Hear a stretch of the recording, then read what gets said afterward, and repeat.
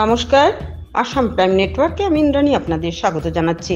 তুলসী foundation ও neurosurgeon doctor সম্বুদ্ধ ধরের সহযোগিতায় বিনামূল্যে চিকিৎসার কারণে একজন মহিলা জটিল রোগমুক্ত হন। অসুস্থ মহিলা আন্তরিক ধন্যবাদ জানান নিউরোসার্জন ডাক্তার সম্বুদ্ধ ধর সহ তুলসী ফাউন্ডেশনের সভাপতি হরিপদ দেবনাথকে।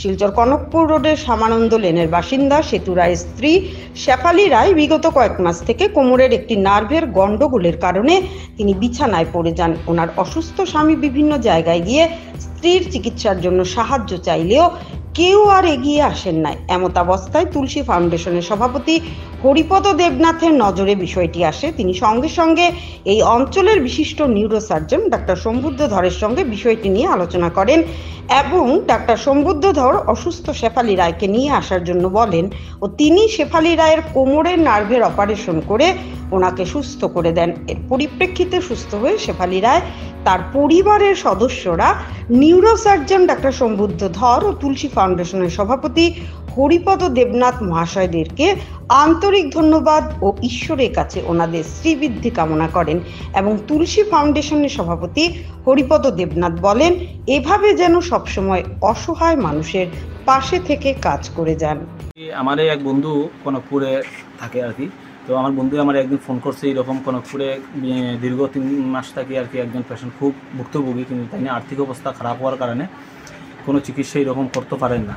তখন তাই কইলো আর কি তোমার তো জানাশোনা এরকম আছে নিউরোসার্জনের লগে ডক্টর সম্বুদ্ধ ধরের লগে, যদি পারো একটু আলাপ করিয়া, কারণ আজকে যে কোনো জায়গার থেকে হেল্প পেলে কত 5,000 10,000 পাইবে, এটা তো হইতো না, লাখ টাকার উপরে অপারেশন লাগবে। তখন আমি ঠিক আছে, আমি বললাম আচ্ছা ঠিক আছে ভাই আমি আলাপ করলাম। এরপর আমি স্যারের সাথে গিয়ে আলাপ করলাম, তো স্যারা বলে আচ্ছা ঠিক আছে তুমি পেশেন্ট নিয়ে আমি দেখি আগে। তো দেখার পরে স্যারা বলে অপারেশন লাগবো।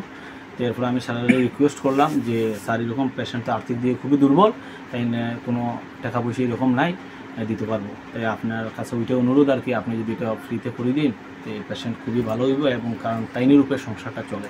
তো স্যারও রাজি হইল, আর গত সপ্তাহে এই অপারেশনটা হইয়া আজকে তাই বাড়িতে মোটামুটি একটা সুস্থ অবস্থায় আছে।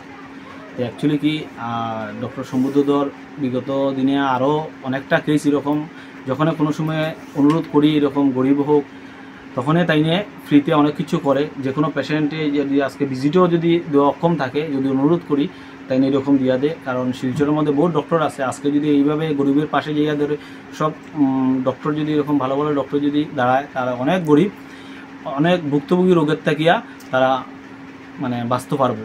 এইভাবে আমি ধন্যবাদ জানাই ডক্টর সম্বুদ্ধ ধরকে। কতদিন ধরে অসুস্থ? আমি প্রায় দেড় বছর থেকে। 1.5 বছর থেকে। তো এরপরে আপনার কি মানে ফ্যামিলির মধ্যে কে কে আছে? ফ্যামিলির মধ্যে আমরা 2 জনই, আর তো 2 মেয়ে আছিল, আমরা বিয়া দিলেছি। কিরকম চলাফেরা আপনার কিরকম করুন রুজি কিরকম? রুজি তো আগে তো আমার হাজবেন্ড দিন মজুরি করছে, তখন তো তাই ফেরা লাইছে আজকে 5 বছর থেকে। এখন আমিও নিজে সংসার চালাইতেছি, কিন্তু এখন তো আমি আর পারছি না বাবা। তো এখন আপনার অপারেশন যে হয়েছে কে করাইছেন, অপারেশনটা কিভাবে হয়েছে? তখন আমার হরিপদের কাছে গেছি, ও ডাক্তারের কাছে জিজ্ঞাসা করাইয়া দিয়েছে। তারপরে ডাক্তারে কইছেন যে না আপনার অপারেশন লাগবো।